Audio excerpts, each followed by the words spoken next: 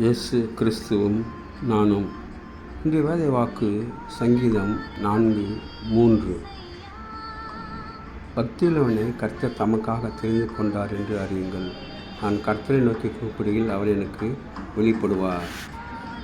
அன்பான சகோதர சகோதரிகளே, ஆண்டவர் தமக்காக பக்தி உள்ளவனை தெரிந்து கொண்டிருக்கின்றார்.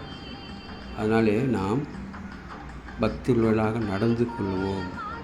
ஆண்டவருக்கு நம் பிரியமான பணிகளாக நடப்போம்.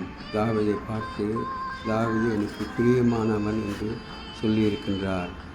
அதனாலே நாம் ஆண்டவருடைய வழியில் நடந்து அவரை பின்பற்றி அவருடைய வசனத்தை வாசித்து அதன்படி நடக்கின்ற பிள்ளைகளாக இருப்போம். அப்போது ஆண்டவர் நம் மீது பிரியமாக இருப்பார்.